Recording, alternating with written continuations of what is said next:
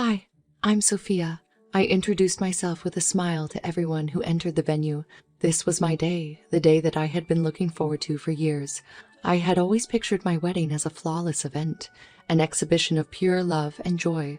To most onlookers, that's exactly what it seemed to be. The venue was set up like a magical wonderland. Twinkling fairy lights dangled from the ceiling, casting a warm glow on the intricately set tables covered with lace cloths. Lush floral arrangements adorned the center of each table, and the fragrance of roses filled the air. My gown was perfect, a blend of classic and modern styles that made me feel like I had just stepped out of a fairy tale. I wore a veil that cascaded down my back, and my bridesmaids were dressed in elegant lavender dresses. I should have felt like a princess, but something was gnawing at me.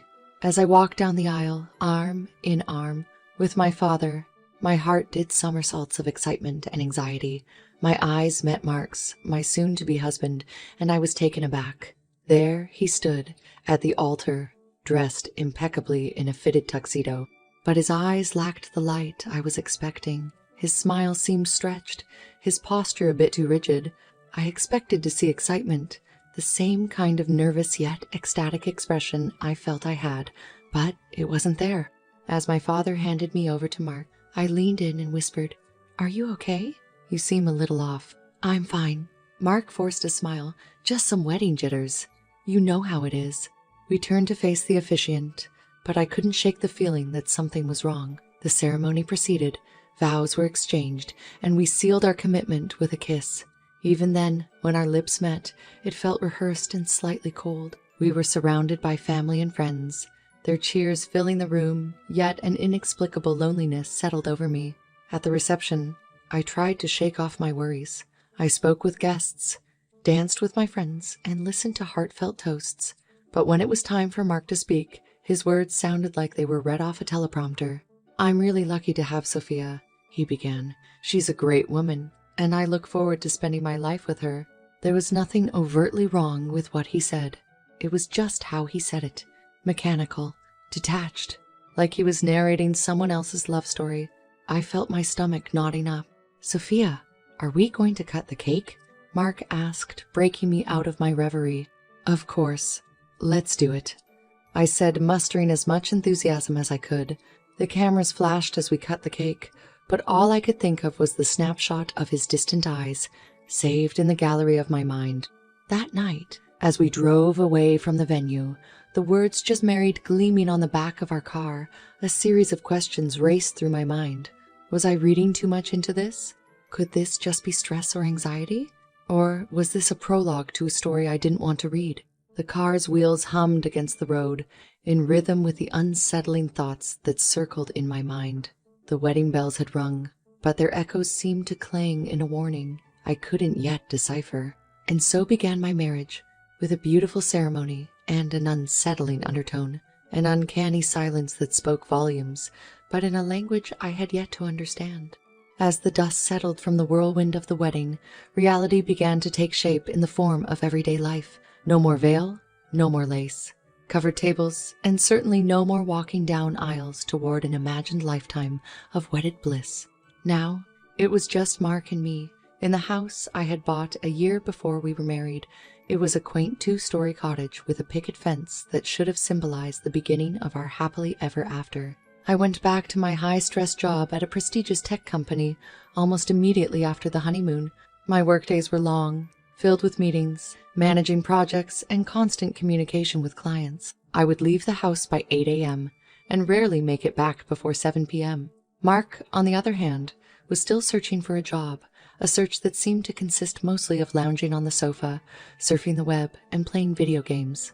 One particular evening, I came home exhausted, carrying a bag of groceries because, despite his free schedule, Mark never took it upon himself to do any shopping. "Hey," I greeted him as I walked through the door, finding him sprawled on the couch, controller in hand. "Hey," he replied, not tearing his eyes away from the game. "Could you pause that and help me with these bags?" I asked, juggling the grocery bags and my laptop bag as I kicked off my heels. "Just put them on the counter. I'm at a critical point in the game," he responded, his thumbs dancing over the controller buttons. Frustrated, I unloaded the groceries myself and began to prepare dinner. Are you job hunting at all? I finally broke the silence that had enveloped the room. I looked at some listings, he mumbled, still engrossed in his game. But did you apply? I pressed further. I'm getting to it, Sophia. Don't nag. The tension in the air thickened like a pot boiling over. Dinner was a silent affair. It was as if we were playing house but didn't quite know the rules. I was the working woman, coming home to cook and clean, while my unemployed husband barely lifted a finger to help. One Saturday, with chores piling up, I decided to confront the situation head on. Mark, this isn't working. I can't be the only one doing everything around here. What are you talking about? He feigned ignorance. The house is a mess. The laundry is overflowing, and the bills are piling up. This is a partnership, and you need to contribute. I will, Sophia. As soon as I get a job, things will be different, he assured me, but his words rang hollow. As days turned into weeks, our conversations dwindled into a series of logistical exchanges. What do you want for dinner? Did you pay the electricity bill? Where are my blue socks? We were roommates who shared a last name, living in a stage set that looked like a home but felt like a hollow shell. The facade of our marriage was starting to crack, revealing the uncomfortable truth that lay beneath the surface. The roles we were playing seemed more like characters in a poorly written script than a man and woman deeply in love and committed to sharing a life together. It felt like we were actors in a play that had gone horribly off script, and I was left wondering if there would ever be a moment where we could call, cut, and start over, or if this was a show destined for a bitter end. And so, our lives continued in this strange charade, each of us playing our parts, but forgetting our lines, waiting for something, anything, to change. Yet, change was coming, though not in the way either of us had anticipated. The proverbial straw that broke the camel's back came in the form of a car accident. Mark was driving back from one of his rare outings, apparently a job interview this time, when he lost control of the car. A head-on collision left him with multiple fractures and a long road to recovery. For weeks, the hospital became my second home. Between my already demanding job and daily visits to the hospital, I was stretched thin. Hey, how are you feeling? I would ask, walking into his sterile hospital room, forcing a smile to mask my exhaustion. Like I got hit by a truck, which isn't far from the truth, Mark would say, grimacing as he shifted in his hospital bed. You'll get through this. We'll get through this, I reassured him, holding his hand, but deep down, I was starting to doubt the we in that sentence. The accident changed our lives in more ways than one. Mark was now bedridden, incapable of even the smallest chores. I was now his caregiver as well as breadwinner. The dynamic had shifted drastically, but oddly, the underlying issues remained the same. Mark was still uninvolved, even though now he had an excuse. After he was discharged, the home care became my responsibility. I had to balance medications, manage his physical therapy, cook, clean, and keep up with my demanding job. I would rush home during lunch breaks to make sure Mark had eaten and taken his meds. One afternoon, I found him watching TV, the food tray untouched beside him. Why haven't you eaten? I asked, my tone tinged with irritation. I wasn't feeling up to it, he replied unapologetically. You have to eat, Mark. It's crucial for your recovery. I tried to keep my voice steady, hiding the tremor of frustration. I said I wasn't feeling up to it. Sophia, you're not my nurse, you know, but I am your wife, and it's my job to take care of you. But you've got to do your part too. I almost shouted, surprised at the volume of my own voice. This was it, the pivot point where the scales could tip either way. It was in these moments, when I was juggling responsibilities that should have been shared, that I felt most alone. Our marriage, the union that was supposed to be a partnership, felt more like a one-sided endeavor. My life was split into multiple roles, none of which felt particularly fulfilling. I was running on fumes, balancing on the edge of burnout. Mark, for his part, seemed more and more detached. His recovery was slow, but his interest in contributing to our life together was even slower. Maybe it's time we think about getting some help, like a caretaker or someone to help around the house, I suggested one evening, hoping to lighten the unbearable load. Yeah, maybe, he replied, but his voice was disinterested, as if the words were mere placeholders, filling the air, but carrying no weight. The monotony was soul-draining. The "for better or worse" in our vows had become a loop of endless worse, and the better seemed like a distant memory, almost from another lifetime. With the weight of Mark's physical condition and our deteriorating relationship, I was burdened but still hopeful for a glimmer of improvement.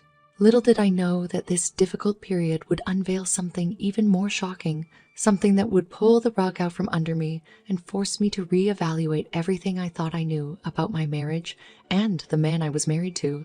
After 3 years of juggling roles, employee, caregiver, and increasingly detached spouse, I began to notice something strange. Objects around the house seemed to be moving on their own. The TV remote would be on the coffee table one moment and on the dining table the next. My favorite coffee mug would mysteriously move from the cupboard to the counter. At first, I chalked it up to stress or simple forgetfulness. I was juggling too many things to keep track of the small details. "Mark, has anyone been coming to the house lately?" I asked him one day, curiosity tipping into suspicion. "No. Why?"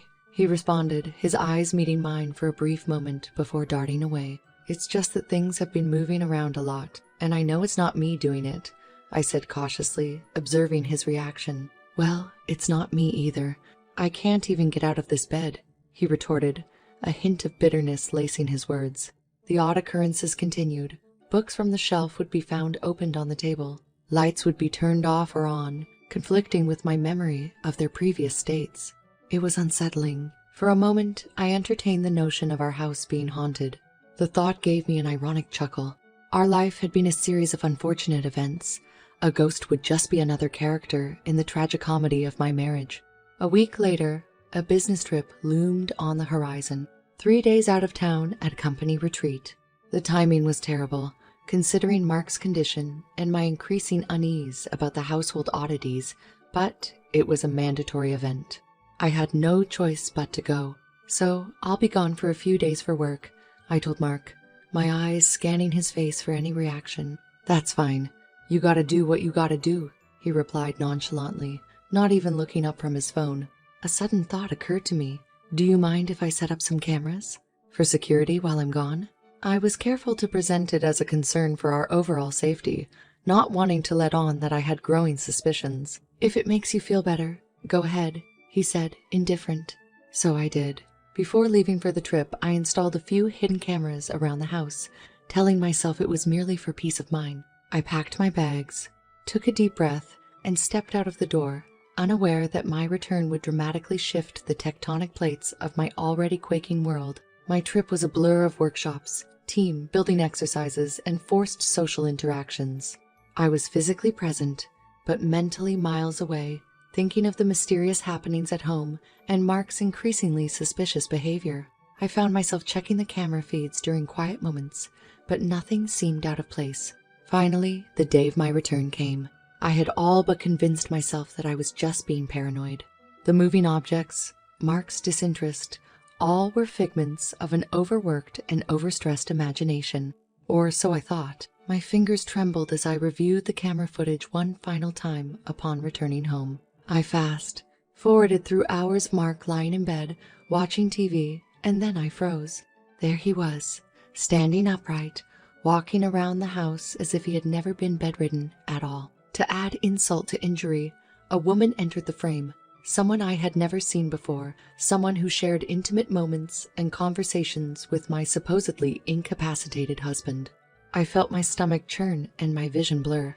Betrayal seared through me like a hot knife, cutting deep into the very core of what I had believed, who I had trusted, and the life I thought we were sharing. It was a haunting revelation, not of a house disturbed by supernatural entities, but of a marriage tainted by lies far graver than any ghostly tale. I was in a daze after watching the footage, the reality I thought I knew shattering into a million pieces. As much as I wanted to confront Mark immediately, I took a moment to collect myself, letting the sharp edge of betrayal harden into cold resolve. "Welcome back," Mark said with an attempt at cheerfulness as I walked through the door, my face a mask of composure. "How was your trip?" "It was fine. Thank you for asking," I replied, my voice icily formal. Silence settled in, thick and tense. like a dark cloud hanging over us. Finally, I broke it. "Mark, we need to talk." "Okay," he said cautiously, sensing the gravity in my tone. I didn't mince words. I set my laptop on the coffee table and hit play. The video was damning, showing him walking around, talking and laughing with that woman as if he didn't have a care in the world. "So, would you care to explain?" I asked, my voice edged with scorn as I paused the footage. His face turned ashen, his eyes widened in disbelief. "Sophia, I can explain." "You can explain?" I cut him off, incredulous. "I've been running myself into the ground for 3 years. Mark, 3 years caring for you, working my ass off to keep us afloat, while you've been what? Playing me for a fool?" Mark stammered, words failing him. "I never meant for it to go this far." "But it did, didn't it? Who is she?" "Mark, a lover? An accomplice?" "She's just a friend. Sophia, look, I started getting better months ago, but I was too scared to tell you. I felt emasculated, worthless. She helped me see that I could be more, but I never wanted to leave you." "A friend? You deceived me for months, and you call her a friend?" I was incredulous, my voice tinged with disdain. "You allowed me to sacrifice my life, my time, and my happiness for a lie. And for what? To play house with another woman while you lie in bed all day." "I'm sorry, Sophia," he said, his voice quivering. "I never meant to hurt you." "But you did. Mark, you did hurt me. Worse, you made a fool out of me." I looked him in the eyes, and for the first time, I didn't see the man I married. I saw a stranger, someone willing to betray me for his own selfish ends. "This ends now," I declared. "We're getting a divorce. You have betrayed my trust in the most fundamental way possible, and I won't live like this anymore."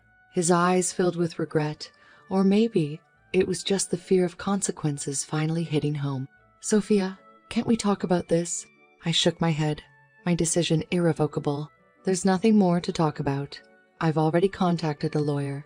You'll hear from them soon." As I looked at Mark, his face crumpled in a mixture of regret and lost opportunities, I felt the final vestiges of our marriage disintegrate into ashes. The years of deception, the unbalanced sacrifices, and now this betrayal culminated in this moment of reckoning. For better or worse, I had held up my end of the vows. Mark had not. And so I was ready to close this painful chapter of my life, ready to put the haunting, both literal and metaphorical, behind me. I initiated the divorce proceedings with a heart steeled by the betrayal I had witnessed. The lawyer I hired, Karen, was known for being ruthless when it came to cases like mine, where deception was involved. She looked at me across her mahogany desk, her eyes scrutinizing as I laid out my story and the evidence I had gathered. "Interesting. This is a strong case for not only divorce, but also for compensation," Karen mused, pausing to consider the best approach. "I assume you'll want to take him to the cleaners?" "I want justice, Karen," I responded firmly. "I want him to feel the weight of his lies, to understand the pain he's caused." Karen nodded, her eyes meeting mine. "I understand. Let's make sure he regrets ever playing this sick game with you." The divorce hearings were grueling, stretching on for what seemed like an eternity. Mark's lawyer tried to argue that the marriage had already been on the rocks and that I was overstating the level of care I had provided. But the video evidence, medical records, and testimonies from my coworkers and friends left no room for doubt. Finally, the day of the verdict arrived. Mark and I sat in that cold courtroom, the tension palpable. Due to the evidence presented and the emotional duress imposed on Mrs. Sophia Williams, this court hereby decrees a divorce between the parties. Additionally, Mr. Mark Williams is ordered to pay $100,000 in compensation and must vacate the marital property within 1 week, the judge announced, her voice void of emotion. Mark's face paled, his eyes widened. "Sophia, can we talk? Please, let's try to sort this out." "I think the court has sorted it out sufficiently," I replied, gathering my papers. As I left the courtroom, a feeling of relief washed over me. For the first time in years, I felt like I could breathe. The scales of justice had tilted in my favor, unburdened by the weight of Mark's deception. I returned to the house, a home that would soon be free of Mark's deceitful presence. I began to take down the hidden cameras, no longer needing them to validate my reality. Each one I removed felt like reclaiming a piece of my violated sanctuary. A week later, I watched from my window as Mark loaded the last of his things into a moving van. We didn't speak. No words were needed. He looked up at me one final time, and I held his gaze, wanting him to see the resolve in my eyes. "Goodbye, Sophia," he whispered, almost inaudibly. "Goodbye, Mark," I said, louder than I intended, shattering the fragile silence that hung between us. As the van drove away, I felt a complex mixture of emotions: relief, sadness, but most importantly, empowerment. Mark had tried to trap me in a web of lies, reducing me to a mere supporting character in his twisted narrative. But in the end, I had taken control of my own story. I was the author of my destiny, the judge of my own worth, and the executor of my justice. My phone buzzed, breaking my train of thought. It was a message from Corinne. Justice served. What's next for Sophia Williams? I smiled as I typed back. Sophia Williams reclaims her life, her home, and her story. She starts anew, but this time, on her terms. As I put my phone down, I felt the promise of new beginnings fill the space around me, driving away the shadows of the past. Justice had been served, not just by the court, but also by me. I had battled betrayal and emerged stronger, a victor in a war I hadn't chosen, but had fought nonetheless. The house, once a stage for Mark's lies, would now be the setting for my new life, a life of honesty, dignity, and self-respect. And so, with a newfound sense of purpose, I stepped into the future, leaving behind the haunting chapters of a past best forgotten.